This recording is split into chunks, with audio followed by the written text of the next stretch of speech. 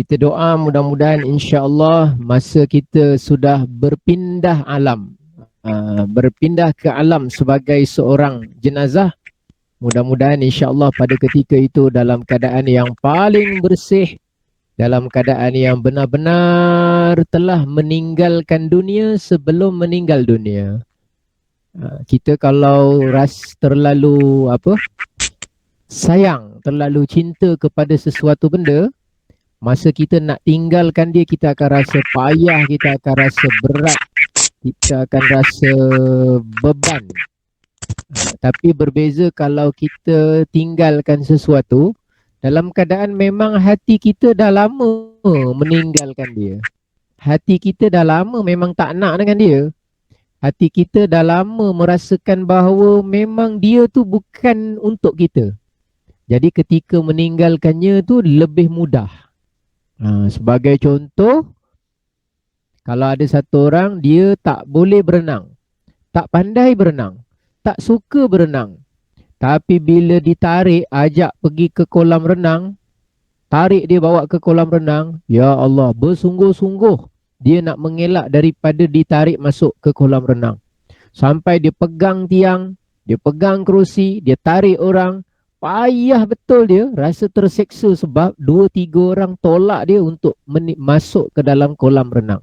Maka terseksalah dia, berpeluh, dalam keadaan kelang kabut, dalam keadaan yang terjatuh-jatuh, kerana dia tak mahu meninggalkan tempat itu pergi ke kolam renang. Tapi bagi orang yang dia memang suka nak pergi kolam renang, dia dah bersedia dah, dia pandai berenang dan dia pun tak ingin nak berada di daratan, dia memang ingin nak berada di kolam renang. Maka orang yang seperti ini tak payah dipaksa-paksa, dia sendiri dengan lapang hati terus menuju ke kolam renang. Itu contoh sajalah.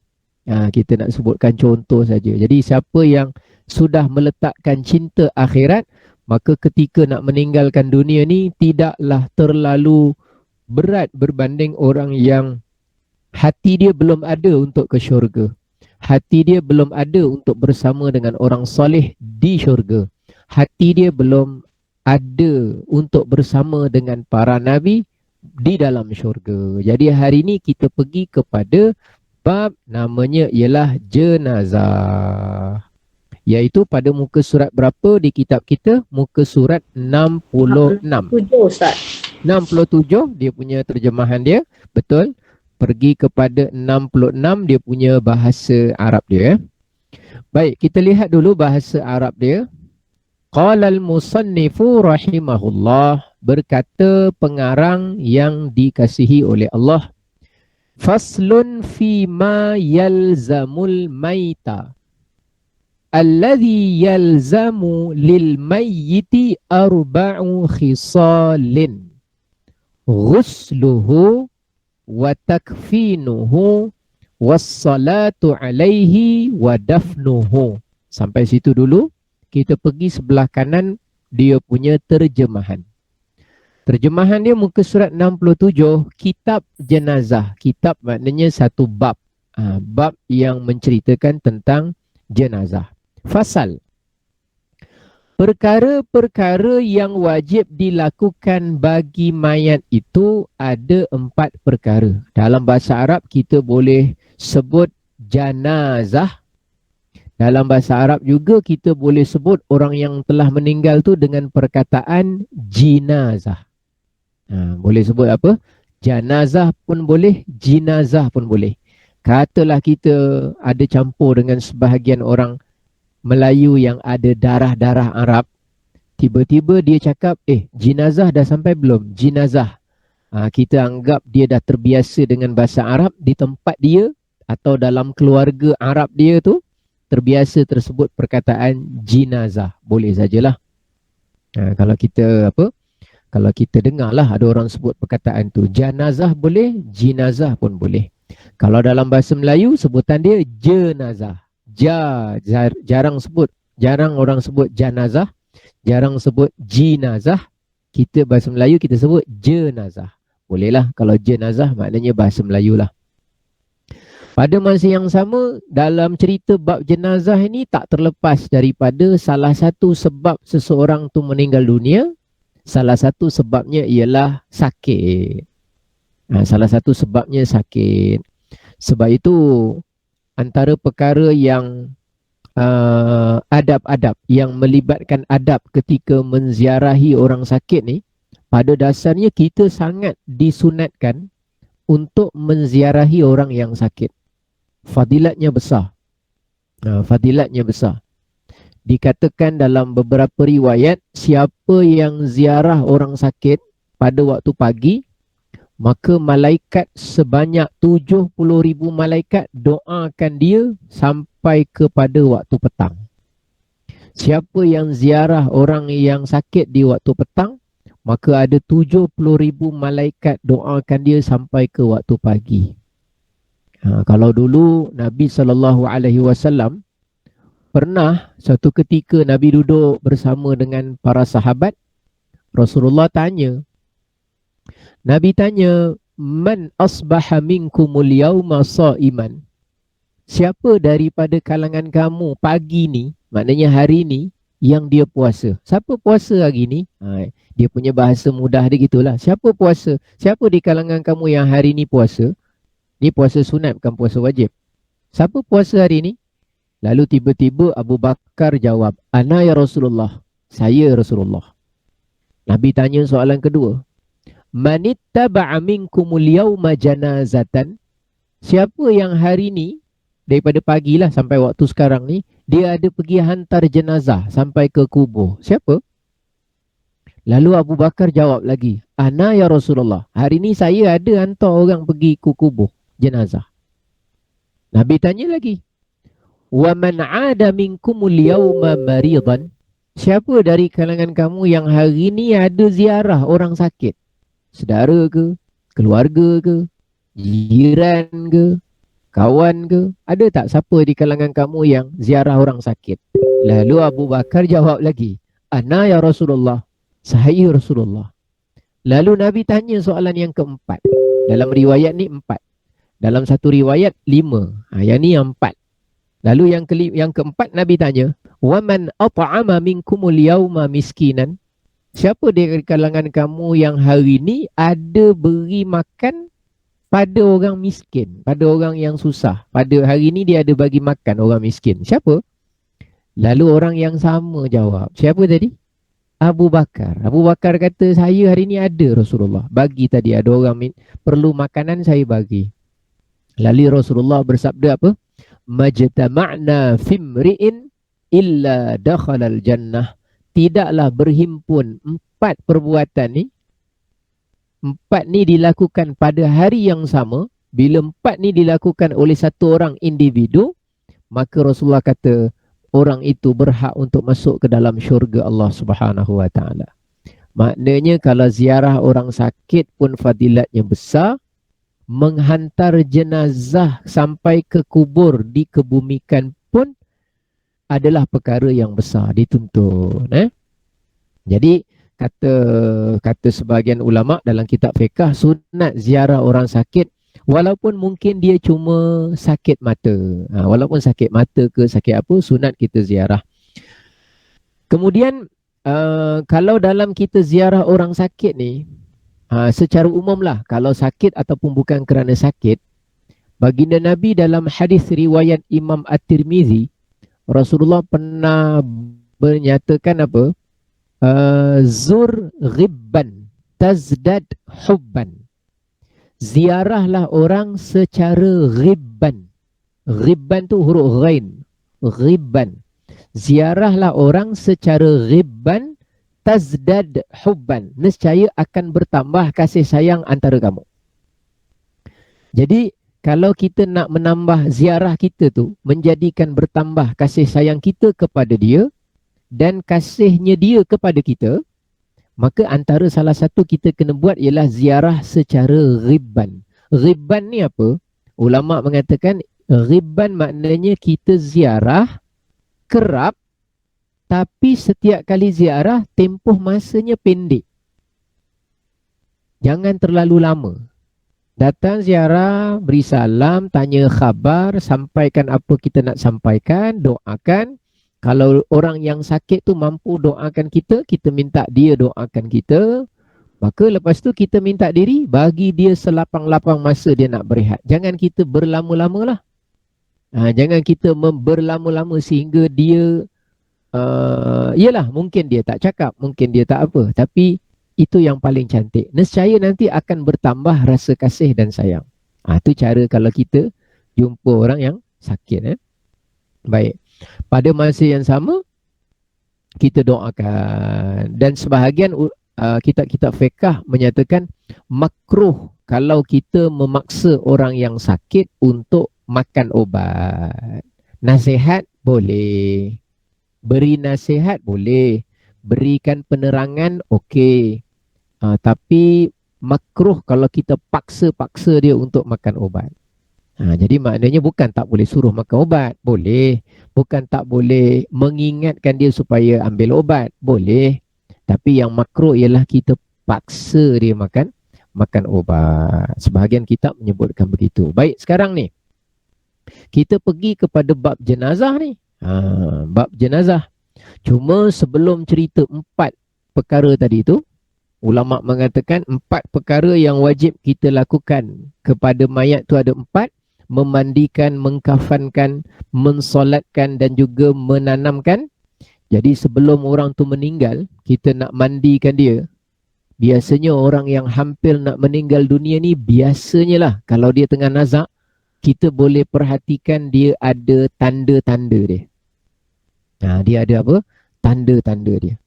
Antaranya, bila kita tengok jenazah tu, kita perhati, kita tengok dia punya hidung dia macam dah apa kita sebut, dah macam jatuh dah jatuh, dah melembik itu ada tanda-tanda orang tu hampir meninggal dunia. Kalau ada orang terlantar sakit, kita tengok dia punya sendi-sendi dia dah semakin longgar, sendi-sendi dia dah macam merenggang gitu, tak seteguh macam biasa. Itu maknanya ada tanda-tanda isyarat dia dah nak meninggal dunia lah. Terutama kalau ada orang nazak kita pegang, pipinya dah mula melekuk, itu semua ada tanda-tanda orang tu dah nak meninggal dunia. Ataupun kadang kalau dia baring tu, dia baring macam ni, kaki dia dah mula layu dah, mula jatuh. Kita sebut kaki dia macam jatuh gitu. Itu ada tanda-tanda lah. Baik, sekarang kita pergi kepada 4 perkara. Sebab itulah kalau kita ada ziarah orang yang sakit, yang hampir meninggal dunia, di antara surah, di antara Quran, ayat Quran yang elok kita bacakan untuk orang tersebut, dia belum meninggal, dia hampir nak meninggal ni. Antara surah yang bagus kita bacakan kepada orang yang hampir nak meninggal ni ialah disebut sebahagian kitab ulama kita menyebut surah, nama dia surah Yasin. Boleh? Surah Yasin. Juga bagus dibaca surah, nama dia surah Ar-Ra'du. Dekat juzuk 13 ada satu surah nama dia surah Ar-Ra'du. Surah yang berkaitan dengan petir, guruh. Kita sebut guruh, Ar-Ra'du. Jadi baca surah itu dan juga surah Yasin, sebahagian ulama kata dibolehkan untuk kita baca kerana di antara fadilatnya, kelebihan dia lah, berdasarkan kepada amalan-amalan ulama kita dahulu, dia membantu, memudahkan roh orang yang tengah nazak tu untuk keluar. Kalau Yasin, Assalamualaikum Ustaz. Waalaikumsalam warahmatullahi wabarakatuh. Jadi ceritanya bila dia baca Yasin, ada satu hadis riwayat Ibnu Hibban, baginda pernah bersabda, Iqra'u ala mautakum Yasin. Bacakanlah Yasin ke atas mauta kamu. Mauta kamu tu apa? Mauta tu apa? Ulama ada berikan 2 tafsiran. Yang pertama, mauta tu orang yang telah meninggal. Maknanya bacakan Yasin ke atas orang yang telah meninggal dari kalangan kamu. Maknanya dari kalangan kita siapa dah meninggal, saudara kita, maka baca Yasin. Dari kalangan kita siapa meninggal, adik-beradik kita, maka baca Yasin. Maknanya bacakan Yasin ke atas orang yang telah meninggal dari kalangan kamu. Tu makna pertama. Makna kedua, hadis yang sama. Mauta tu diterjemahkan oleh sebahagian ulama, maknanya orang yang hampir meninggal, yang dah nak meninggal. Kira-kira kita katakan dalam keadaan nazak lah. Jadi bacakan Yasin ke atas orang yang hampir meninggal dari kalangan kamu. Jadi dua-dua makna ni. Jadi kalau ada orang dia telah meninggal, kita pun datang ziarah, kita bacakan Yasin, maka eloklah tu. Dah meninggal kan, kita bacakan Yasin. Iqra'u ala mautakum Yasin. Kalau orang tu dia belum meninggal tapi nazak, dalam keadaan berat ni, daripada pagi tadi kita dah tengok sakit dia makin berat. Lalu kita datang, kita sebelum kita beredar di situ, kita ambil peluang duduk sekejap, kita baca surah Yasin. Boleh juga, tak masalah. Boleh juga. Mudah-mudahan dengan barakah surah Yasin, ataupun kalau sempat kita baca juga surah Ar-Ra'du, memudahkan roh orang yang kita ziarah ni, mudah-mudahan roh dia dipermudahkan untuk keluar. Dan saudara terdekat bacakan talqin lah. Talqin tu maknanya daripada perkataan, apa makna talqin? Talqin maknanya tolong bacakan untuk orang tu. Dia tu nak, nyawa dia nak keluar tu daripada badan. Dia punya ujian dia berat. Jadi dia perlu bantuan kita. Kita sesama kita saling memerlukan. Jadi ketika itu kita bantu dia, kita bacakan kepada dia. Mudah-mudahan hati dia semakin kuat dan lisan dia boleh terbantu. Apa yang kita nak baca? Bacakan kalimah La ilaha illallah tanpa perlu Muhammadur Rasulullah.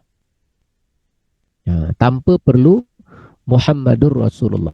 Jadi kalau tengah tenat, dah berat sangat, kita memadai baca La ilaha illallah. Memadai baca yang tu. Muhammadur Rasulullah tak mengapa. Sebab bila nak nazak ni, kita nak dia terus tumpu hanya ingat Allah saja. Kalau boleh jangan ingat yang lain lagi dah. Ingat Allah, ridha dengan Allah, tawakal dengan Allah, gembira untuk bertemu dengan Allah, kasih kepada Allah, mohon sangat belas kasih daripada Allah, harapkan keampunan dari Allah, tambah rasa gerun kepada Allah. Kalau boleh fokus yang itu saja. Itu kalau orang dah nak meninggal. Ya, saya. Minta maaf Ustaz, nak tanya. Kalau macam orang tu tengah koma, dia memang dah tak sedar diri.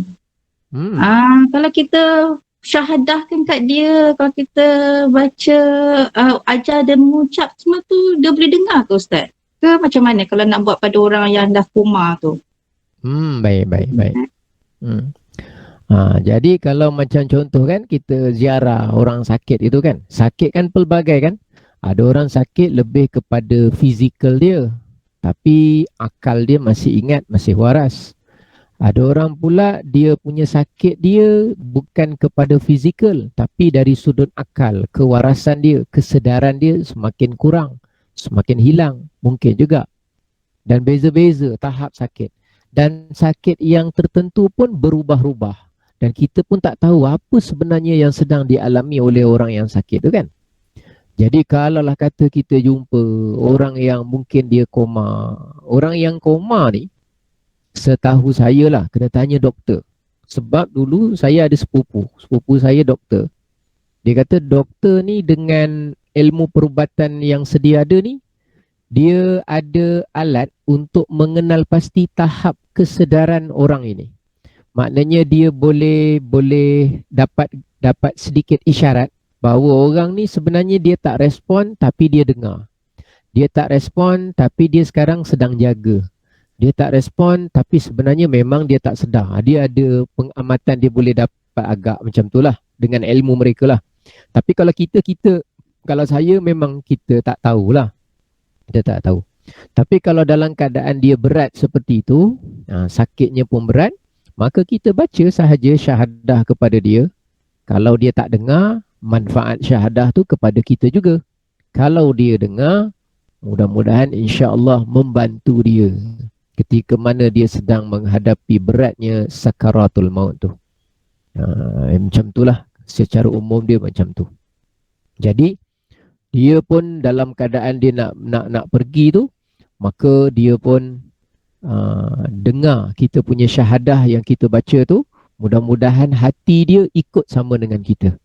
Seandainya lisan dia, lidah dia boleh sebut sama dengan kita, Masya Allah, mudah-mudahan dia termasuk dalam golongan orang yang disebutkan Nabi dalam satu hadis, man kana akhiru kalamihi la ilaha illallah dakhalal jannah.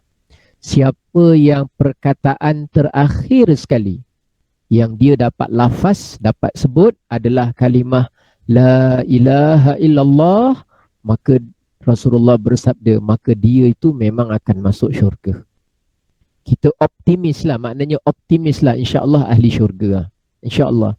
Tapi walaupun kita tahu hakikatnya ketentuan semua dari Allah, dan bukan bermakna orang yang tak direct sebut la ilaha illallah tak ada harapan masuk syurga, bukan macam tu. Tapi orang yang dapat sebut, kita optimis mudah-mudahan dia akan terus masuk dapat masuk dalam syurga Allah Subhanahu wa taala. Baik. Sekarang yang pertama ni, bila dah meninggal, kita nak kena memandikan mayat. Memandikan mayat ni kata ulama, itu kalau mayat dia bukan dalam keadaan mati syahid. Mati syahid. Kalau mati syahid, maknanya dia kena mandi tak? Tak perlu dimandikan. Tak perlu dimandikan. Jadi kalau selain daripada mati syahid, ada apa ni? Ada satu kisah. Satu kisah yang mana kalau ada satu orang tu dia meninggal dunia dalam keadaan bukan mati syahid di jalan Allah fisabilillah, tapi meninggal lemas. Mandi-mandi dekat pantai, tiba-tiba meninggal lemas. Lemas ni masuk dalam kategori mati syahid juga. Tapi syahid dia bukan syahid dunia akhirat. Dia masuk dalam kategori syahid akhirat. Syahid kan ada 3 kan. Mati syahid ni, kalau yang tak payah mandi adalah mati syahid dunia dan akhirat. Dunia dan akhirat tu macam mana? Senang nak ingat, contoh macam sahabat Nabi yang meninggal dunia, mati syahid dekat perang Uhud lah. Perang Uhud, perang di medan Uhud, kemudian terkorban. Antaranya pakcik Nabi sendiri, Hamzah Sayyidi Syuhada, penghulu kepada mereka yang mati syahid. Orang yang macam ni, dia berjihad di jalan Allah, benar-benar menghadapi golongan musyrikin yang benci dan menyerang orang Islam, maka dia terkorban. Dia syahid dunia, syahid akhirat. Maknanya dunia diurus seperti orang mati syahid, akhirat dapat ganjaran seperti mana tawaran yang diberikan oleh Allah kepada orang yang mati syahid. Syahid dunia, akhirat. 2. Tapi kalau orang yang meninggal dalam keadaan terbakar, meninggal dunia dalam keadaan lemas, yang ini kita panggil syahid akhirat. Dekat akhirat, insya-Allah dia dapat pahala mati syahid. Tapi dekat dunia, kita uruskan dia tu seperti orang yang macam biasalah. Maknanya kena mandikan juga. Kena mandikan juga. Baik. Termasuk juga orang yang bunuh diri, bayi yang meninggal tak cukup bulan ke apa ke, maka kita mandikan. Kecualilah kalau mayat tu dia mandi sendirilah. Kalau mayat tu mandi sendiri, maknanya ulama kita kata selesai lah. Kita selesailah. Baik. Ada ke orang yang meninggal mandi sendiri? Ada tak orang yang telah meninggal mandi sendiri? Dalam sejarah umat manusia ni, umat Nabi Muhammad sallallahu alaihi wasallam, ada sebahagian wali-wali Allah, orang soleh, yang setelah dia meninggal, dia mandikan dirinya sendiri. Ada kisah. Jadi ulama membahaskan kalau dia dah meninggal, kan kita wajib mandikan dia. Sekarang dia dah mandikan diri dia sendiri. Maka macam mana? Sah tak mandi dia tu? Ataupun kita tetap kena mandikan dia juga sekali lagi? Adakah mandi? Jadi sebahagian ulama mengatakan bahawa dia dah kalau dia mandikan dirinya sendiri ataupun dia dimandikan yang lain, maka tetap juga kita mandikan dia lah. Baik. Sekarang ini kita pergi kepada setelah mandi, apa maksud memandikan jenazah? Nanti kita akan masuk dalam tajuk kecil yang bawah dia tu. Apa makna sekurang-kurang memandikan? Sebab kadang-kadang kalau kita ikut orang yang memandikan jenazah, selain daripada dia meratakan air seluruh badan, nanti dia akan wudukkan jenazah. Dia akan bersihkan kawasan hidung jenazah. Dia akan bersihkan kawasan kedua-dua, apa tu kita sebut, kemaluan jenazah. Kemudian dia akan wudukkan jenazah tu. Apakah wajib kita wudukkan jenazah? Nanti kita akan tengok. Ini nombor satu secara ringkas, mandikan jenazah. Yang kedua yang kita kena lakukan kepada jenazah ialah mengkafankan jenazah. Kita kena mengkafankan jenazah. Dan yang ketiga, kena menyembahyangkan ke atas jenazah. Muka surat 67, kita kena solatkan ke atas jenazah. Yang ni akan dicerita nanti, perincian dia bawah sikit nanti. Dan yang keempat ialah menanamkannya, mengebumikan jenazah tersebut. Maka empat-empat ni perlulah kita lakukan terhadap orang yang telah meninggal. Sekarang kita pergi kepada tajuk bawah dia. Dia detailkan. Mandi tu, kafannya, solatnya, tanamnya. Kita pergi. Baik, tengok balik semula muka surat 66. Faslun, bahagian tengah-tengah. Fi ghaslil maiti. Aqallul ghasli ta'mimu badanihi bil ma'i. Wa akmaluhu an yaghsila saw'atayhi. Wa an yuzilal qadhara min anfihi. Wa an yuwaddi'ahu. Wa an yadluka badanahu bisidri. Sidir bisidri. Wa an yasubbal ma'a alaihi thalathan. Apa makna dia? Tengok di sebelah kanan, muka surat 67 bawah sekali. Sekurang-kurang, maknanya minimum kita nak memandikan jenazah tu apa minimum? Kita tengok minimum supaya kita tahu sah, baru kita pergi kepada yang sempurna macam mana.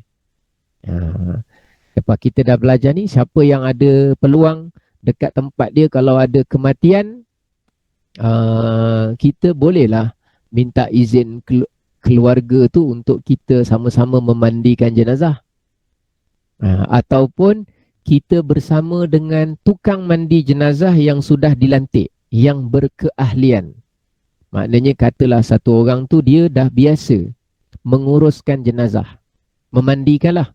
Tak kisahlah perempuan ke lelaki, mungkin dia Bilal, mungkin dia Noja, mungkin dia ketua kampung. Ada ketua kampung pandai urus jenazah. Ada juga orang yang kita sebut pesara guru, pandai urus jenazah. Ada juga sebahagian orang yang aktif dengan NGO. Mungkin dia bukan berlatar belakang pengajian agama, tapi dia belajar mengurus jenazah, maka dia urus jenazah. Kadang-kadang Pak Imam, kadang-kadang Bilal.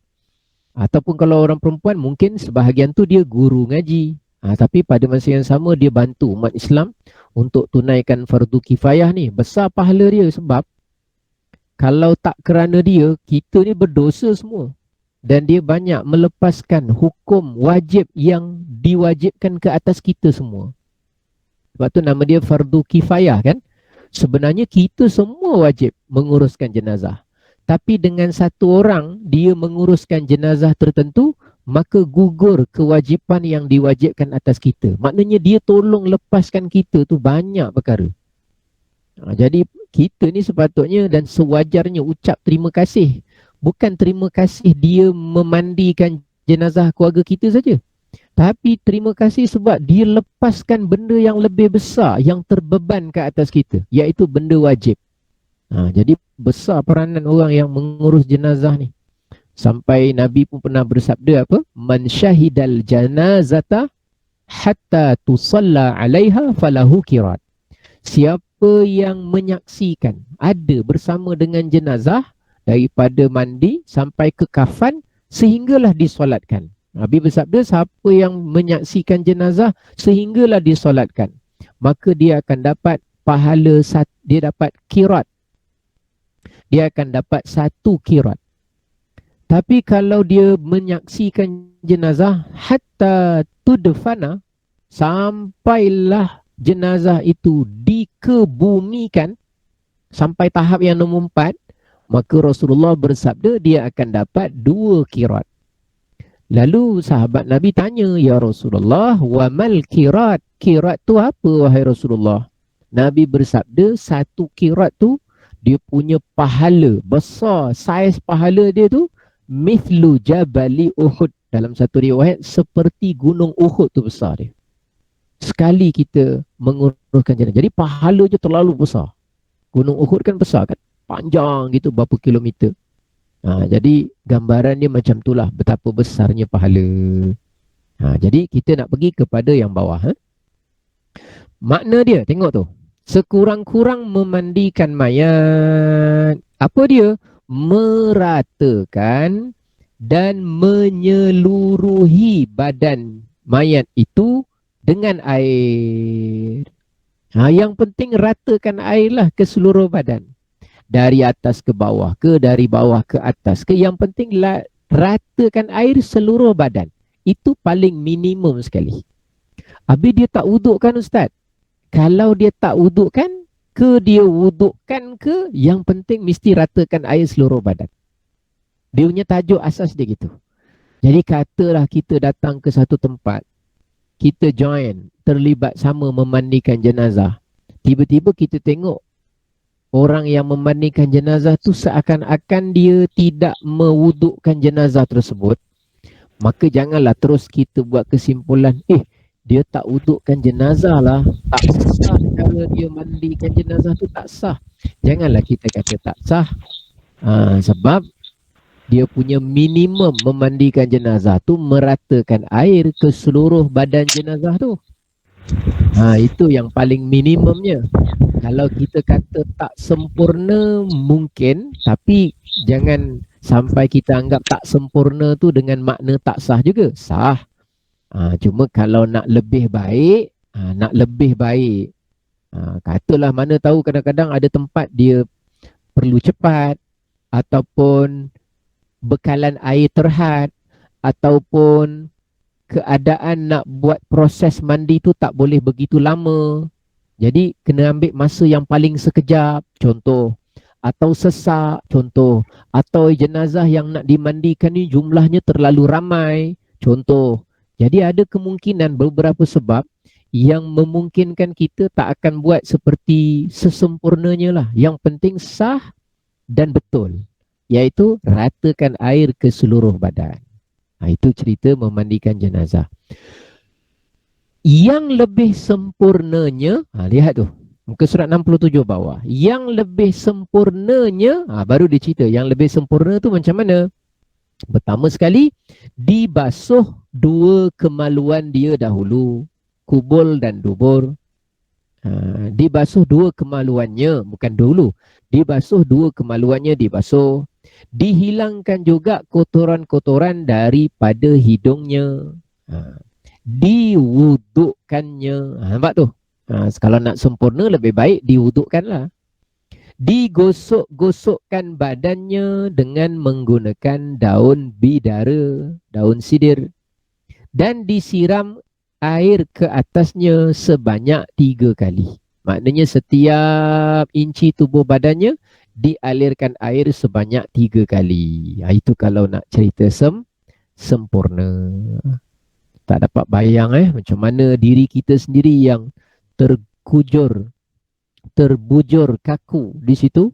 Kemudian air mengalir dari atas kepala kita, Rupanya kita sudah lagi tidak bergerak.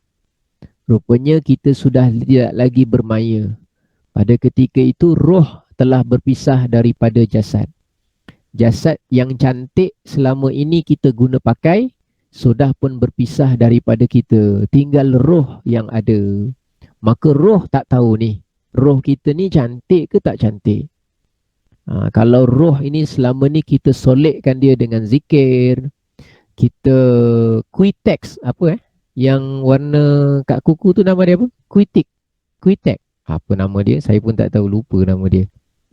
Qtex ke Quitex? Tak tahulah apa nama dia. Kita Qtex kan kuku kita tu dengan zikir-zikir, tapi bukan Qtex-kan kuku kita, tapi roh kita.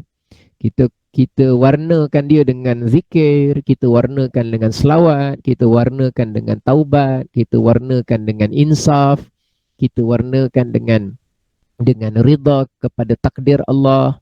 Mudah-mudahan roh kita pun cantik lah. Bila dah siap-siap mandi tu, sekarang kita masuk tajuk yang bawah dia lagi satu, muka surat 66 di bahagian bawah. Apa kata pengarang rahimahullah? Faslun fi takfin. Takfin tu maknanya kafan. Fi takfinil maiti aqallul kafani thawbun ya'ummuhu.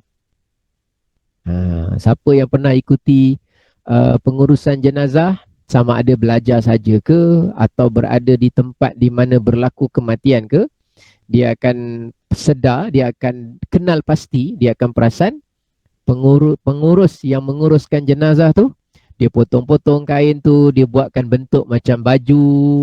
Pernah nampak? Dia buatkan macam baju, lepas tu dia bentangkan, sekira-kira letak jenazah je, dilipat aja seolah-olah dah dipakaikan dengan satu helai. Gambarannya macam dia pakai dengan baju dia, dengan ada macam tudung dia dan sebagainya. Dia punya bentuk dia lah potongan, tapi potongan dia potongan asas lah. Dan dia buat potongan tu pun secara agak dengan saiz jenazah tersebut. Cara zahirnya macam tu. Baik, kita nak tengok kafan tu sebenarnya wajib macam tu ke macam mana? Ataupun itu tak perlu, ataupun itu bagus, cuma kalau kita ada kemampuan, ada kain yang cukup, ada kemahiran untuk buat benda-benda itu, ataupun yang macam mana. Kita nak tengok kat sinilah. Aqallul kafani thawbun ya'ummuhu wa akmaluhu lirrajuli thalathu lafaifa walil mar'ati qamisun wa khimarun wa izarun wa lifafatani. Kita tengok terjemahan dia, tapi terjemahan dia lompat sikit dekat muka surat 69 atas sikit. 69 atas. Sekurang-kurang kafan, maknanya minimum kafan jenazah tu sekurang-kurangnya ialah membungkus mayat dengan sehelai pakaian sehingga tertutup seluruh badannya. Jadi ceritanya kalau dengan kain ni, kain kafan yang paling afdal tu bagusnya adalah kain putih, dan yang masih baharu. Afdalnya warna putih, dan tempat kita pun biasanya digunakan namanya kain warna putih jugalah. Kita kain warna putih. Dan bila kita, ada orang bila dia kafankan mayat tu, jenazah tu, nanti dia akan bagi ruang sikit kat bahagian muka tu untuk dia mudah buka dan tutup balik. Biasanya nanti lepas solat ataupun sebelum disolatkan, tujuan dia nak beri peluang kepada ahli keluarga terdekat dia untuk mencium muka, dahi jenazah tersebut sebelum dihantar terus ke tempat pengebumian. Jadi kalau jenazah tu nak dilakukan seperti itu, boleh, tapi dengan syarat lah. Kalau yang cium dia itu adalah kaum kerabat ataupun sahabat ataupun tak kiralah orang lain, Tetapi mestilah yang seeloknya, yang bagusnya, yang seadabnya, yang sewajarnya, yang sama jantina dengan dia lah. Kalau berlainan jantina, kalau mahram dia lah. Mahram dia lah, mak dia ke, nenek dia ke, maka kalau begitu tidaklah menjadi masalah. Tetapi kalau yang bukan mahram kita, maka jawapan dia yang hidup tak boleh buat begitu. Contohnya ada jiran kita tu, perempuan meninggal. Lalu kerana dia dah meninggal, kita sayang kat jiran kita tu. Tiba-tiba yang lelaki ni masa jenazah tu nak dikebumikan, dibukakan sikit wajahnya untuk diberi peluang ahli keluarga dia cium, dia boleh datang pula. Sama juga nak cium jenazah. Kenapa awak nak boleh datang cium jenazah tu? Walaupun dia dah jadi jenazah, tetapi bagi orang yang hidup tetap ada hukumnya, dia tak boleh. Jenazah memang jenazah lah, jenazah dah meninggal, tak ada hukum. Tapi bagi orang yang masih hidup tu, tetap dia ada hukum walaupun dia kepada seorang jenazah. Masih ada hukum lagi. Sebab kalau dia sentuh, hukum dia haram. Kalau dia pegang, tanpa ada hajat, tanpa ada keperluan, tak boleh. Wuduknya pun boleh batal. Wuduknya pun boleh batal. Sebelum ni kan kita belajar kan, kalau di antara perkara yang membatalkan wuduk, kalau seorang lelaki memegang kubul, dubur lelaki yang lain yang dah jadi jenazah, pun juga membatalkan wuduk dia. Dia sentuh menggunakan telapak tangan tanpa lapik kubul lelaki lain. Padahal lelaki sama lelaki. Padahal yang disentuh tu jenazah yang dah meninggal. Walaupun dia jenazah, tapi dalam bab ini masih ada lagi hukum yang berkait kepada orang yang masih hidup. Jadi apalah lagi kalau yang meninggal tu berlainan jantina dan bukan mahram kepada dia. Jadi jawapan dia tak boleh. Tapi kalau ahli keluarga, mahram, maka jawapan dia harus. Yang biasa ada dalam masyarakat kita tu, itu harus sajalah kita buat begitu. Baik, jadi minimum apa? Kalau kita kafan, kata pengarang, membungkus mayat dengan sehelai pakaian sehingga tutup seluruh badan. Bayangkan ada kain saprah besar, bungkus saja gitu. Balut, ikat atas, ikat bawah. Dah, selesai. Kalau macam tu je minimum, maknanya okey. Satu lay minimum. Tetapi kata pengarang, tengok muka surat 69 tu, yang atas, yang lebih sempurnanya bagi lelaki ialah 3 lapisan, 3 helaian. Yang ini sering diamalkan di tempat kita. Bila ada lelaki, dia letak 3 helai pakaian, 3 helai kain kafan tu. Satu, dia lipat, bungkus. Nanti yang kedua, dia lipat kanan, dia lipat kiri. Yang ketiga, dia lipat kanan, dia lipat kiri. 3 helai. Itu yang macam mana pula? Itu maknanya yang lebih sempurna lah, lebih afdal. Kenapa dia buat lebih sempurna? Yang pertama, orang yang mengurus jenazah tu dia tahu cara nak buat. Yang kedua, ada kainnya tu ada. Sebab kita kan ambil daripada harta si mati kan. Kecuali lah kalau memang ahli waris dah infakkan duit untuk belikan benda tu, maknanya ada keluarga dia yang berkemampuan sediakan, ada kemampuan. Yang ketiga kainnya ada. Maknanya bekalan ada. Kadang-kadang satu pihak dia ada kemampuan, duit ada, tapi bekalan kainnya pula tak ada. Tapi dalam masyarakat kita biasanya kemampuan ada, bekalan pun ada, ilmu untuk melakukan benda itu pun ada. Jadi kalau ada ketiga-tiga ni, maka dia buatlah yang paling sempurna tadi, yang namanya 3 helai. Bagi siapa ni? Bagi lelaki. Bagi lelaki. Sebahagian kitab seperti kitab Zainul Talib dia tambah, kalaulah jenazah lelaki itu dikafankan dengan menggunakan kain sutera. Kain sutera. Dia kaya sangat. Hidup dalam keadaan lalai, hidup dalam keadaan bongkak, hidup dalam keadaan berbangga. Sampai dia cakap, besok kalau aku mati, kain sutera ni boleh sediakan untuk jadikan kain kafan. Aku nak mati dalam keadaan yang paling istimewa sekali. Sekali sampai masa dia pun meninggal, lelaki. Bila nak dikafankan, kita kena ingatkan bahawa ulama kita mengatakan mengkafankan mayat lelaki dengan menggunakan kain sutera, walaupun dia dah meninggal, dia dah mati. Memang dia tu tidak ada hukum hakam lagi dah. Tak ada cerita wajib, sunat, haram, harus dah. Tak ada dah. Tapi hukumnya kepada kita. Iaitu apa? Kita yang lelaki tak boleh memakai sutera. Tetapi walaupun kepada orang yang telah mati lelaki ni pun, kata ulama kita haram mengkafankan mayat lelaki dengan kain sutera. Oh, maknanya tetap tak boleh juga. Tak boleh juga.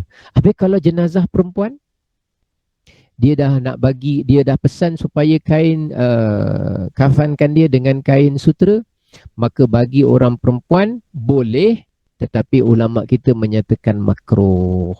Jadi bila kita nak meninggal dunia ni, kita bukan tujuan nak memperlihatkan kemewahan lagi dah. Kita bukan tujuan nak memperlihatkan kekayaan lagi dah. Kita nak mengajak semua orang ingat akhirat. Nah, kenapa kita datang ziarah orang yang telah meninggal dunia ni? Antara tujuan besar kita datang ziarah orang yang telah meninggal dunia ni, uruskan jenazah dia, mandikan, kafankan, solatkan, hantar sampai ke kubur, sehingga menjadi sebab kita sampai ke tanah perkuburan. Semua tu kan kelebihan dia. Antara tajuk besar dia nak mengingatkan kita tentang hari akhirat, supaya melupakan kita, mengurangkan rasa cinta kita kepada dunia. Itu kan tujuan asal dia tu.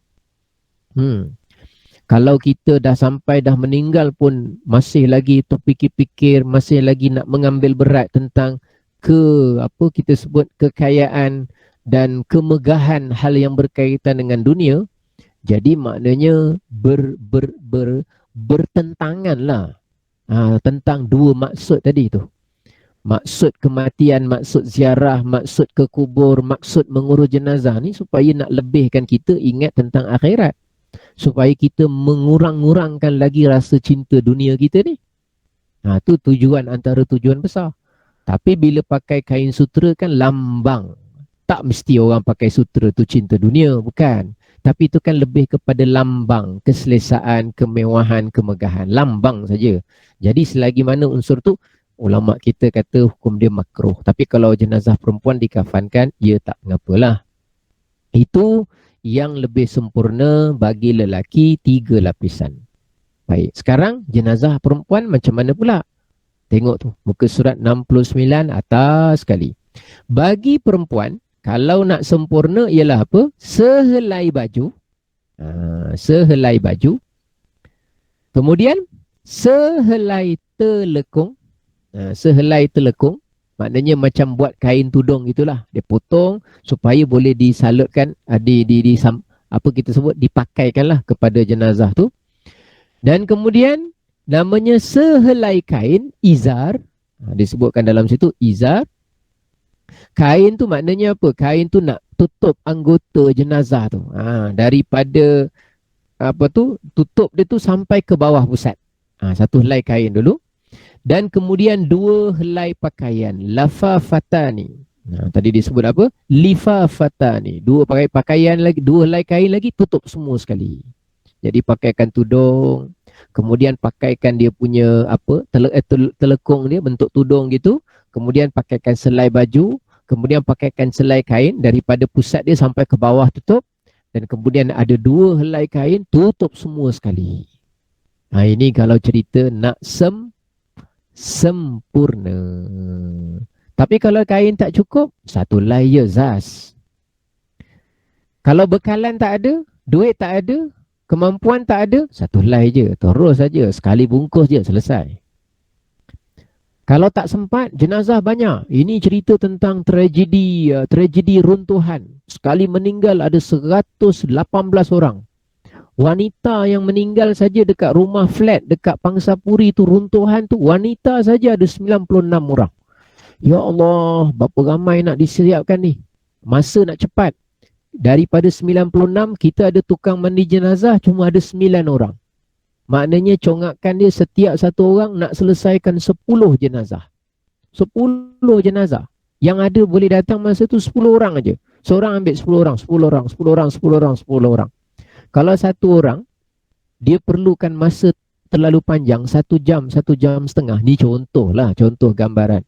Habis kalau nak settlekan 10 orang, kita kena ambil drag masa 10 jam. Contoh. Maka dia akan buat yang paling ringkas, sekurang-kurang mandi, sekurang-kurang kafan, yang penting sah, kita nak selesaikan. Kalau boleh yang biasanya kita buat 1 jam ni, setiap seorang kita nak jadikan 15 minit saja. Contoh. Jadi 1 jam dapat 4 orang, 2 jam dapat 8 orang, 2 jam, 3 jam dapatlah 10 orang. Jadi contoh lah, ni contoh saja. Jadi bila kita tengok pengurusan kita tu, janganlah kita kata kesian jenazah tak dapat elok-elok. Bukan. Bukan mesti macam tu. Sempurna tu kalau ada kemampuan masa, kemampuan keadaan, bekalan, ilmu, pengetahuan, buatlah yang sesempurnanya. Tapi kalau rezekinya tak diizinkan nak buat begitu, yang penting sah. Bila dah selesai kafan, kita nak masuk kepada yang namanya mensolatkan jenazah. Jenazah ataupun boleh disebut jenazah. Jenazah. Ada sebahagian ulama mengatakan kalau jenazah tu maknanya jenazah. Kalau jenazah tu maknanya keranda. Ada juga ulama yang tulis begitu. Ada ulama mengatakan jenazah ke jenazah ke sama saja, makna dia jenazah. Jadi kalau kita nak tahu kalimah dia yang asal, sebut saja kalimah jenazah. Usalli ala hadzal mayyiti. Jadi ceritanya solat jenazah. Baik, sekarang kita lihat pada muka surat 68. Kita baca dulu yang bahagian bahasa Arab. Cerita tentang solat jenazah. Faslun arkanu salatil janazati. Arkanu salatil janazati sab'atun. Al-awwalu an-niyyatu. Al-thani arba'u takbiratin. Al-thalithu al-qiyamu ala al-qadiri. Al-rabi'u qira'atul fatihati. Al-khamisu as-salatu ala al-nabiyyi sallallahu alaihi wasallam ba'da al-thaniyah.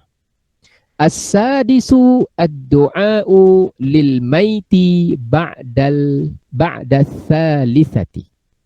As-sabi'u as-salamu. Apa makna dia ni?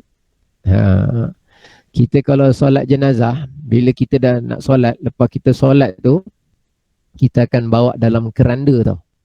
Dikatakan pada zaman Nabi dulu, orang Islam bukan kelompok manusia yang pertama di zaman tu yang mula-mula menggunakan keranda bawa jenazah. Kalau siapa perhatikan di sebahagian tempat, dia letak jenazah tu dalam keranda ditutup. Kita panggil keranda lah. Tapi ada sebahagian tempat, dia tak letak dalam keranda. Dia cuma tempat angkat gitu, letak jenazah ngam-ngam ke atas tu je. Ada juga.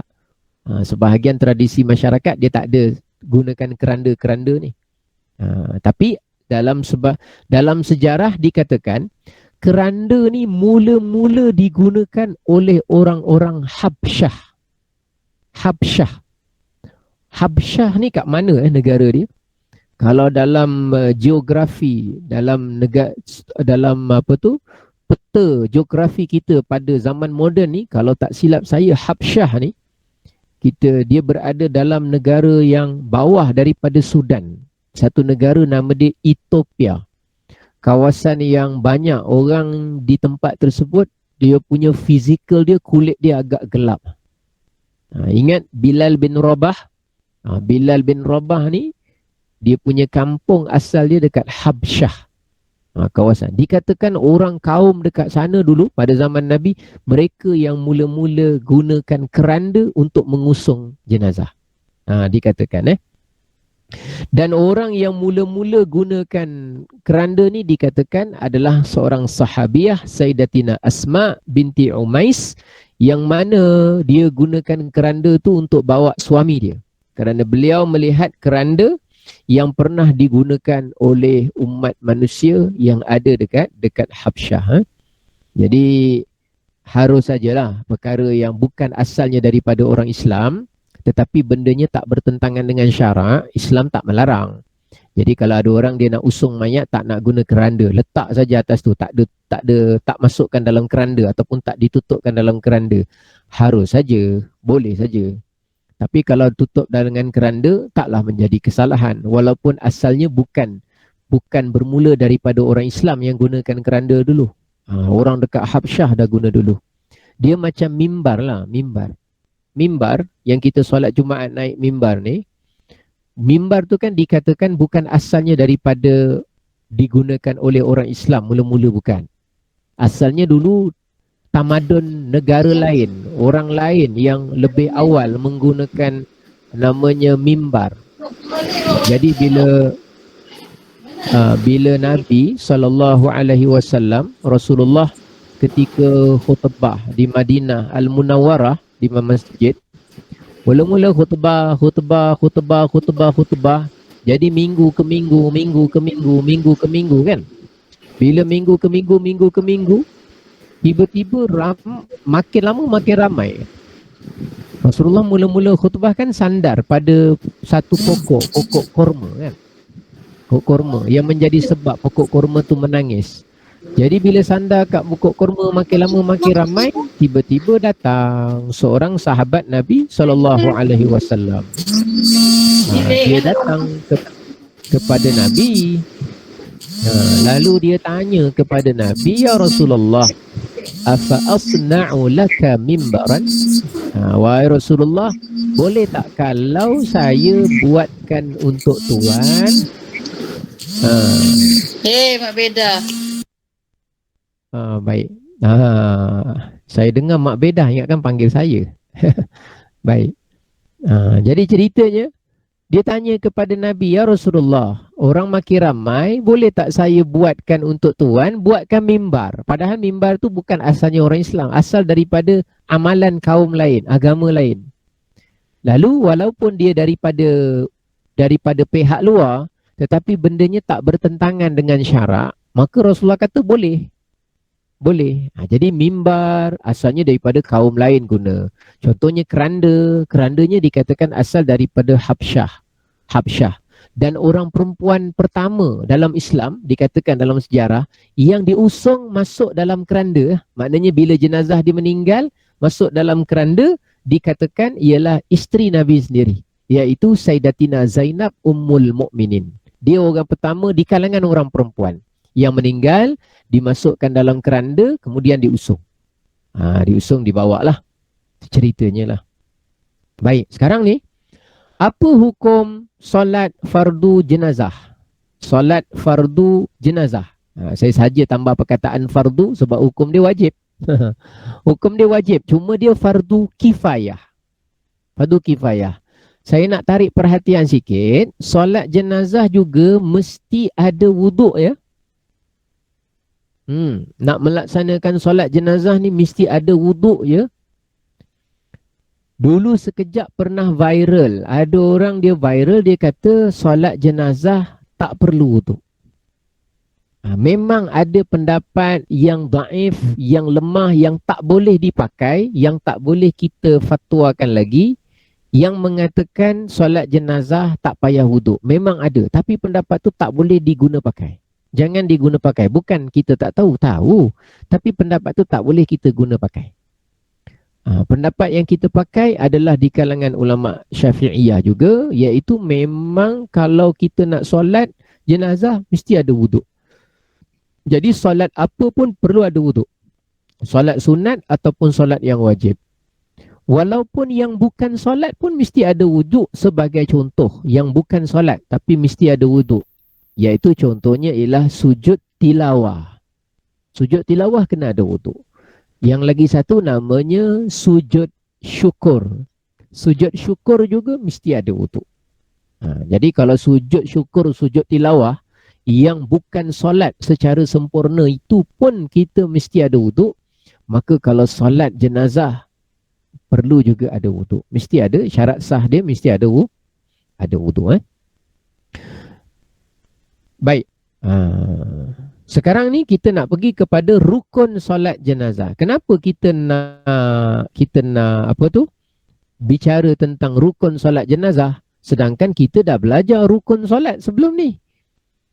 Kita tak ada belajar rukun solat hajat sebab sama saja. Kita tak ada belajar rukun solat hari raya contoh. Kita tak ada belajar pula setiap satu solat tu kita belajar berasingan rukun solat jenazah, rukun solat hajat, rukun solat duha, rukun solat tahajud, rukun solat hajat, rukun solat tasbih, rukun solat. Kita tak ada bincang rukun solat untuk setiap jenis solat. Sebab kebanyakan solat memang kita pakai itulah garis panduan kita yang kita belajar dulu. Rukun solat ada 13, pakai panduan yang sama. Cuma untuk solat jenazah ni, kerana dia punya solat dia amat berbeza. Amat berbeza kerana yang paling ketara sekali ada beberapa rukun solat yang solat biasa selain jenazah tu kita buat. Dalam solat jenazah, rukun itu sudah tidak ada. Malah tak boleh kita buat. Jadi rukun dia lebih sedikit berbanding rukun solat yang biasa kita buat. Jadi sekarang kita pergi dia punya terjemahan dia. Muka surat 69. Fasal. Rukun-rukun sembahyang jenazah itu ada 7.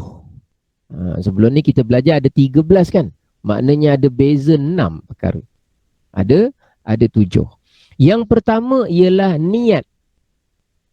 Maknanya dalam solat jenazah mestilah ada niat kan? Innamal a'malu bin niat. Hanya sahaja amalan itu ukurannya bergantung kepada niat. Ketepatan kita, keterimaan ibadah kita itu semuanya banyak bergantung dengan niat. Kesahbatalannya perbuatan ibadah kita semua berhubungan langsung dengan apa yang kita niat. Jadi ada kebergantungan, ada keterkaitan, ada hubungannya, ada kaitan dia. Jadi niat tu yang wajib di hati. Tapi sunat kalau kita sebutkan dengan lisan. Sama macam solat yang lain. Sama tu maknanya sama apa? Bukan sama niatnya. Tapi sama perlunya niat. Niatnya lain. Tapi dari sudut mesti niat, sama. Dari sudut sunat menyebut melafaz niat, sama. Dari sudut niat tu yang wajib adalah dalam hati, sama. Tapi niatnya macam mana? Beza. Solat zuhur, niat zuhur. Solat jenazah, kena niat jenazah. Macam mana nak lafaz dengan lidah kita? Kalau kita orang Melayu, lafazlah dengan bahasa Melayu. Sahaja aku solat ke atas mayat ini 4 kali takbir fardu kifayah kerana Allah Ta'ala.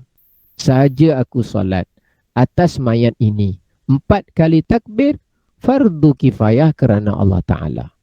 Kalau boleh bahasa Arab, boleh juga. Usalli ala hadzal mayyiti 4 takbiratin fardal kifayati lillahi ta'ala. Boleh? Kemudian, bolehkah kita ni solatkan 2 jenazah sekaligus? Maknanya dalam grup tu sekali meninggal 5 orang, satu keluarga kemalangan. Ada lelaki, ada perempuan, ada orang tua, ada orang muda, ada juga kanak-kanak. Maka jawapan dia, kalau kita solat sekaligus untuk semua dalam jumlah beberapa orang, harus saja, boleh saja, tak masalah. Tak masalah. Jadi kita niatkanlah, saja aku solat ke atas semua jenazah ini. Kalau kita perasan, kita semayang di beberapa masjid selain daripada tempat kita, nanti dia akan panggil orang-orang yang nak solat jenazah. As-salatu alal amwat yarhamukumullah. Solat ke atas jenazah-jenazah. Maksudnya kalau amwat tu maknanya banyak lah tu. Maknanya ramai lah tu, lebih daripada seorang. Kita pun solat. Usalli ala hadhil amwat. Sahaja aku solat ke atas semua jenazah-jenazah ini. 4 takbir fardu kerana Allah Ta'ala. Allahu Akbar. Kita pun solat. Jawapan dia boleh lah. 1 kali solat untuk semua jenazah-jenazah yang bilangannya lebih daripada satu orang. Kalau 1 orang, kita tengoklah jenazahnya lelaki ataupun perempuan. Baik, kemudian yang kedua ialah kita kena lakukan 4 kali takbir. Berapa kali takbir? 4 kali takbir. Jadi mula-mula sekali kita niat tu masa takbir yang mula-mula tu, takbiratul ihram. Allahu Akbar. 1 kali takbir. Yang kedua, Allahu Akbar. Yang kedua. Yang ketiga, Allahu Akbar. Kemudian yang keempat, Allahu Akbar. 4 kali takbir. Itu wajib 4-4 tu. Tak boleh kurang. Dia mesti 4 kali takbir.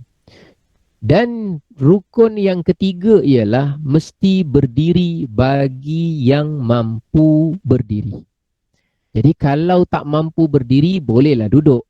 Kalau tak mampu duduk, bolehlah berbaring. Sama macam solat yang lain. Tapi catatan, jika mampu berdiri, berdiri itu masuk dalam namanya rukun bagi solat jenazah. Bagi solat jenazah. Jadi yang bagusnya macam mana? Kalau jenazah tu kita tengah berdiri kan, kita nak solatkan dia. Kalau jenazah tu lelaki, bagus kepalanya sebelah kiri, kakinya sebelah kanan. Kepalanya sebelah kiri, kakinya sebelah kanan. Dan kita ni kalau jadi imam lah, ataupun kalau sembahyang seorang, kita sembahyangkan jenazah seorang, maka pada ketika itu kita berdiri bersetentang dengan kepala dia. Kalau jenazah tu lelaki. Tapi kalau jenazah itu perempuan, bagusnya dia punya kepala dia di sebelah kanan imam. Ini kalau seorang lah. Kalau ramai susun saja tak masalah. Tapi kalau yang bagusnya imam tu dia berdiri, kepala dia tu, kepala jenazah perempuan di sebelah kanan imam. Kaki dia pula di sebelah kiri imam. Dan imam berdiri di kawasan bahagian bersetentang lah. Bersetentang, bukan atas. Bersetentang dengan kawasan pinggul wanita tersebut. Ini yang paling baik lah. Dalam sebahagian kitab-kitab fiqh disebutkan macam tu. Kemudian lepas dah takbir yang pertama ni, dalam takbir itu adanya takbir, adanya berdiri, adanya niat. 1, 2, 3. Kemudian masuk rukun yang keempat. 1, 2, 3 ni sama kan dengan solat yang biasa kita laksanakan. Niat, takbiratul ihram dengan berdiri. Cuma kat sini dia mention, dia sebutkan takbir, 4 kali takbir. Sebab solat jenazah, dia tak ada yang namanya rukuk dengan sujud. 4 kali takbir dari awal sampai akhir. Dari awal sampai akhir. Kemudian rukun yang keempat ialah membaca surah Al-Fatihah selepas takbir yang pertama. Jadi tempat membaca Fatihah. Jadi kata sebahagian ulama di dalam kitab-kitab fiqh, contohnya kitab Nailur Raja, disebutkan bahawa yang penting ada baca surah Al-Fatihah. Kalau ditanya afdal baca surah Al-Fatihah selepas takbir yang pertama. Itu afdal. Surah Al-Fatihah afdal dibaca selepas takbir yang pertama. Itu yang paling afdal. Walau bagaimanapun dalam kitab Nailur Raja disebutkan, dia tidaklah wajib mesti baca lepas takbir pertama. Kerana surah Al-Fatihah boleh dibaca selepas mana-mana takbir. Takbir pertama boleh, takbir kedua pun boleh, takbir ketiga pun boleh, baca lepas takbir yang keempat pun boleh. Tapi yang penting baca surah Al-Fatihah. Sebab dia tak ada rakaat ni. Dia memang sekali solat saja. Dia cuma 4 takbir saja. Dia tak ada rakaat. Cuma kita cadangkan sebab pada takbir kedua, ketiga nanti kita ada bacaan yang lain, yang khusus. Maka kita kata yang afdal, lepas saja takbir pertama, Allahu Akbar, maka teruslah kita baca surah Al-Fatihah selepas takbir yang pertama. Kemudian, pada rukun yang kelima pula, apa yang kita kena baca? Iaitu membaca selawat ke atas Nabi Muhammad sallallahu alaihi wasallam selepas takbir yang kedua. Lepas takbir yang kedua, baca selawat ke atas baginda Nabi Muhammad sallallahu alaihi wasallam. Allahumma salli ala Muhammad, paling kurang. Tapi yang kita baca tu sempurna tu bagus, kekalkan saja. Wa ala ali Muhammad kama sallaita ala Ibrahim wa ala ali Ibrahim wa barik ala Muhammad wa ala ali Muhammad kama barakta ala Ibrahim wa ala ali Ibrahim fil alamin innaka Hamidum Majid. Biasa kita solat jenazah, biasanya kita baca selawat yang panjang Ibrahimiyah macam yang kita baca pada tahiyat akhir solat biasa. Tapi sebenarnya kita baca tu bukan tahiyat akhir. Bukan tahiyat tu. Tahiyat tak ada, kita tak ada baca tahiyat. Tahiyat akhir tak ada dalam solat jenazah. Kita tak ada baca at-tahiyatul mubarakatus salawatut tayyibatu lillah. Tak ada. Assalamu alayka ayyuhan nabiyyu wa rahmatullahi wa barakatuh. Tak ada. Assalamu alayna wa ala ibadillahis salihin. Tak ada juga. Asyhadu an la ilaha illallah wa asyhadu anna Muhammadar Rasulullah. Sampai situ kan nama dia tahiyat akhir. Bacaan tahiyat. Bacaan tahiyat, bukan tahiyat akhir. Bacaan tahiyat. Kita kan tak baca kat situ. Jadi kita baca, fokus kita ialah sekarang pada takbir yang kedua, selawat ke atas Nabi SAW. Yang ringkas, Allahumma salli ala Muhammad. Yang sempurna, seperti mana selawat yang kita baca ketika kita di tahiyat akhir. Ketika kita di tahiyat akhir. Okey. Seterusnya, nombor 6. Nombor 6 apa ni? Doa. Kita kena baca doa. Doa untuk mayat selepas takbir yang ketiga. Selepas takbir yang ketiga, paling kurang Allahumma ghfir lahu. Paling kuranglah Allahumma ghfir lahu warhamhu. Paling kurang. Yang panjang lagi sikit, Allahumma ghfir lahu warhamhu wa'afihi wa'fu anhu. Paling kurang. Kalau ingat sampai situ pun okey lagi lah. Takbir ketiga. Kalau lagi bagus, yang panjang lah, yang sempurna lah, yang baik lah. Banyakkan doa untuk mayat, untuk jenazah. Wa akrim nuzulahu. Ya Allah, muliakanlah tempat pembaringannya nanti. Wa wassi' madkhalahu. Luaskanlah tempat masuknya jenazah tu nanti. Wa aghsilhu bil ma'i wal thalji wal baradi. Ya Allah, bersihkanlah dia dengan air salji, dengan kesejukan, dengan kemurnian kebersihan. Wa aghsilhu bil ma'i wal thalji wa naqqihi minal khataya. Ya Allah, bersihkanlah dia daripada segala salah dan dosa. Kama yunaqqas thawbu, seperti sehelai kain yang dibersihkan, minad danas, daripada kekotoran. Maknanya bersihkanlah dirinya daripada dosa, macam mana sehelai kain dibersihkan daripada kekotoran. Kemudian kita sebut baca wa akrim lepas tu kita baca apa? Wa abdilhu daran khairan min darihi. Ya Allah, gantikanlah dia di satu tempat yang lebih baik daripada rumah dia dekat dunia. Daran min darihi. Wa ahlan khairan min ahlihi. Jadikanlah dia dapat peneman, pendamping yang lebih baik pendamping di dunia. Wa zawjan khairan min zawjihi. Dapatkanlah dia, berikan kepada dia pasangan yang lebih baik daripada pasangan yang ada di dunia. Wa adkhilhul jannah. Masukkanlah dia ya Allah dalam syurga. Wa a'idhhu min azabil qabr. Dan lindunglah ya Allah dia daripada azab kubur. Wa fitnatihi, dan fitnah kubur. Wa min azabin nar, dan juga azab api neraka. Ustaz, kita sebut bahasa Melayu ke Ustaz dalam sembahyang? Tidak. Dalam sembahyang wajib sepenuhnya berbahasa Arab yang betul. Oh, habis Ustaz baca bahasa Melayu, saya nak terjemah, nak masa kita doa tu, sekurang-kurangnya kalau kita tak hafal semua makna, ingatlah sikit-sikit saya cerita, oh bersihkan dia dari dosa seperti mana kain bersih dari kekotoran. Saya ingat. Oh, dalam tu minta supaya Allah lindungkan dia dari azab kubur dan fitnahnya. Oh, minta Allah gantikan dia teman yang lebih baik, pasangan yang lebih baik, tempat yang lebih baik berbanding tempat dia dekat dunia. Oh, saya ingat sikit-sikit lah makna dia. Itu tujuan dia.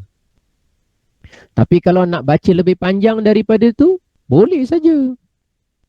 Allahumma ja'al qabrahu rawdatan min riyadil jannah. Ya Allah, jadikanlah kubur dia adalah kubur taman, apa ni kita sebut taman daripada taman syurga. Jangan jadikan kubur dia lubang daripada lubang api neraka. Allahumma taqabbal minhu salatahu wa siyamahu wa a'malahu. Ya Allah, terimalah daripada dia solat dia, amalan dia, puasa dia, apa dia. Lepas tu wa tub alaih, dan terimalah taubat daripadanya, maafkanlah dia ya Allah. Macam itulah.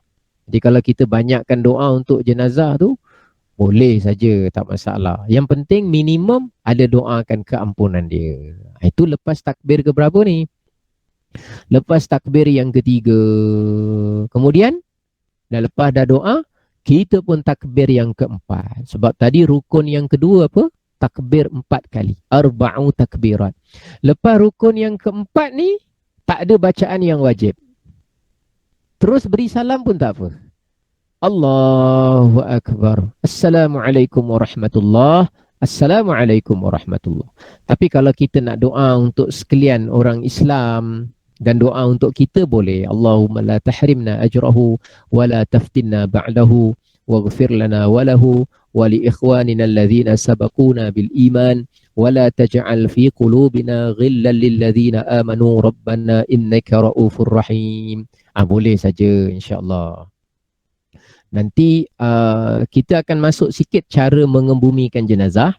InsyaAllah dalam pertemuan akan datang kita akan cerita detail sikit lah tentang apa ni, solat jenazah ni, apa yang wajib, apa yang sunat. Dia agak panjang sikit. Kemudian kalau ada orang tu dia masbuk ke apa ke, kita akan sentuh nanti untuk pertemuan kita yang akan datang insyaAllah. Sebab dia ada macam ada panjang sikit lah cerita dia insyaAllah. Sekarang kita lompat dulu sikit ke tajuk yang bawah untuk lengkapkan 4 perkara ni, iaitu sekurang-kurang menanam jenazah. Minimum cara mengebumikan jenazah. Kita tengok dulu muka surat 68 di bawah. Faslun fi dafnil maiti. Aqallu dafni hufratun taktumu raihatahu wa tahrusuhu minas siba'i wa akmaluhu qamatun wa bastatun wa yudha'u khadduhu 'ala turabi wa yajibu tawjihuhu ilal qiblati. Makna dia apa? Makna dia kita lihat pada muka surat 69 di sebelah kanan. Fasal sekurang-kurang menanam jenazah. Sekurang-kurang menanam mayat ataupun menanam jenazah lah. Sebahagian sebahagian ulama ada mengatakan afdal, bagus yang bawa jenazah ni dipikul oleh 5 orang. 5 orang tu maknanya 2 orang kanan, 2 orang kiri, 1 orang depan. Untuk mengetuailah hala tuju nak ke mana. Tapi kalau lebih bagus, tak masalah. Lebih bagus. Baik, kita tengok apa kata pengarang rahimahullah. Hendaklah, kalau kita kuburkan seseorang itu, minimum dia apa? Hendaklah pada satu lubang, hufratun, satu lubang yang dapat menutup bau mayat dan dapat terpelihara mayat itu daripada binatang buas. Dapat menutup jenazah tu, dapat pelihara dia daripada binatang buas. Binatang buas ni makna dia apa Ustaz? Kalaulah jenazah tu dia kuburkan tak cukup dalam, cuma setengah meter saja, cuma bau mayat tu boleh tembus keluar. Bila boleh tembus keluar, bila boleh keluar bau mayat tu, tak dapat menutup bau mayat tu, maka binatang-binatang yang liar, dia akan binatang-binatang yang buas, dia memanglah mencari-cari, dia bau kuat tu. Lalu dia akan selongkar tanah tersebut dan dia nak makan lah. Sebab itu sekurang-kurangnya mesti tanam, dia tak mesti 10 meter ke 5 meter ke 100 meter ke, dia bukan meter tu cerita dia. Sekurang-kurangnya sampai satu tahap kedalaman bau tak keluar, maknanya mayat membusuk kan, baunya tak keluar. Pada masa yang sama binatang buas pun tak berkemampuan nak korek-korek. Yelah, binatang buas dia korek-korek pun dia pakai tangan dia kan. Ada ke binatang buas dia bawa JCB? Tak adalah kan, JCB dia datang, harimau bawa JCB, tak adalah. Jadi maknanya dengan keupayaan dia secara biasa, binatang memang tak mampulah nak korek sampai sedalam tu. Itu maknanya minimum kita kebumikan, yang penting jangan bau keluar, binatang pun tak korek. Itu minimum. Tapi pengarang mengatakan wa akmaluhu, yang paling sempurna tu macam mana? Masa nak ke bumi tu, masa nak tanam tu, yang paling sempurna qamatun wa bastatun. Lubang itu hendaklah tinggi sesederhana orang yang berdiri. Kalau dalam tu ada orang berdiri, dia masuk, dia dapat depakan tangan kiri, tangan kanan. Dia dapat depakan tangan kiri dan tangan kanan. Maknanya lubang tu diletakkan, pada masa yang sama diletakkan pipi jenazah tu di atas tanah. Pernah tak nampak orang kadang dia apa?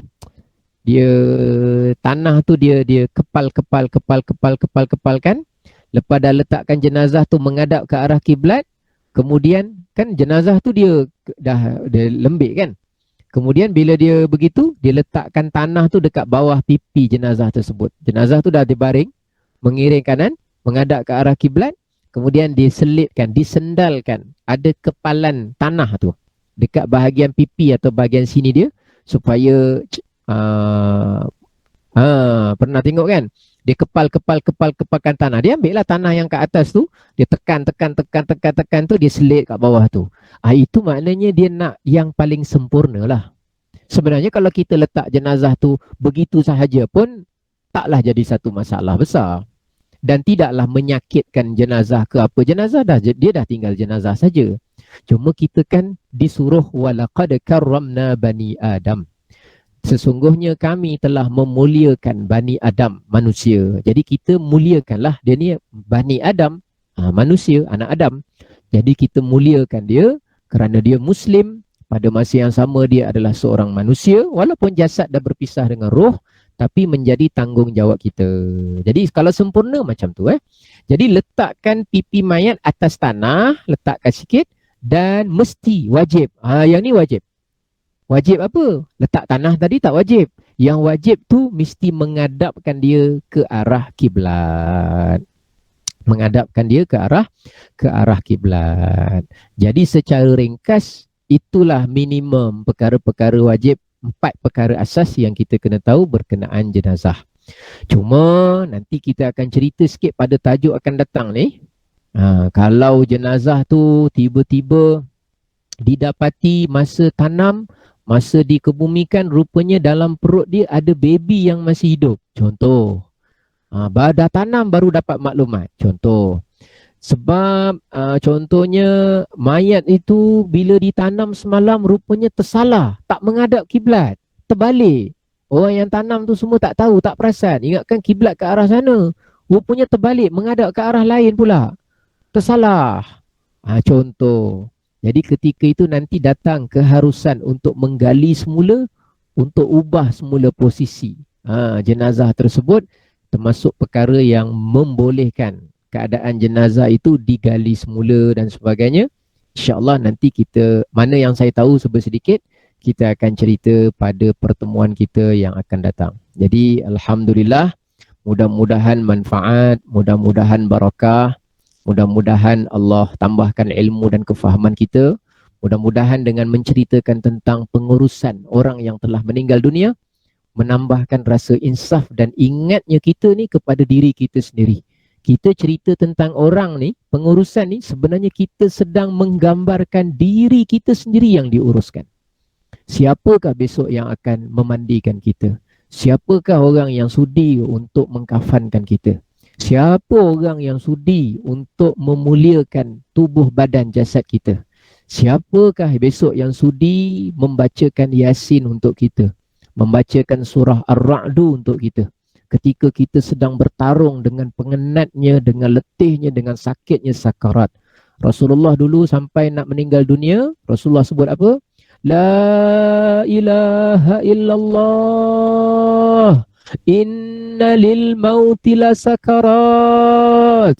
Tiada Tuhan yang layak disembah melainkan Allah. Sesungguhnya kematian itu ada sakarat. Nabi sebut begitu. Sahabat Nabi sedih menangis-nangis. Beratnya wahai Israel, beratnya wahai Israel. Israel punya sebut Rasulullah ini yang paling lembut sekali Rasulullah. Yang paling perlahan sekali Rasulullah. Itu pun Nabi sebut inna lil mauti la sakarat. Sesungguhnya bagi kematian itu ada dia punya kesakitan yang amat. Nama dia sakarat. Sakarat maknanya kemabukan, kepinaan. Tentang apabila datang.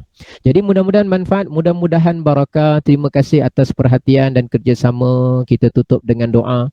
Mudah-mudahan Allah rahmati dan berkati majlis kita insya-Allah. Bismillahirrahmanirrahim. Allahumma ja'al jam'ana hadha jam'an marhuma wa tafarruqana min ba'dihi tafarruqan ma'suma wa la taj'alillahumma fina wa la ma'ana wa la man yatba'una syaqiyyan wa la matrudan wa la mahruma. Ya Allah, ya Tuhan kami, jadikanlah ilmu yang kami pelajari ini ilmu yang kami ikhlas semata-mata menuntutnya, mencarinya, mempelajarinya semata-mata kerana-Mu ya Allah. Datangkanlah rasa seronok kami dengan perkara-perkara yang berkaitan dengan kepentingan akhirat kami. Tambahkanlah cinta kami kepada akhirat. Buangkanlah ya Allah sedikit demi sedikit sehingga buang keseluruhan rasa cinta kami kepada dunia. Biarlah kami menjadi orang yang berkemampuan untuk meninggalkan dunia sebelum kami benar-benar meninggal dunia. Mudah-mudahan kecintaan akhirat lebih besar dalam hati kami. Keuntungan akhirat lebih kami kejarkan berbanding keuntungan duniawi. Dan mudah-mudahan kami dijadikan oleh-Mu ya Allah di kalangan orang-orang yang mendapat kejayaan di akhirat nanti. Rabbana atina fid dunya hasanah wa fil akhirati hasanah wa qina adzabannar. Wa sallallahu ala sayyidina Muhammad wa ala alihi wa sahbihi wasallam walhamdulillahi rabbil alamin. Taqabbalallahu minkum.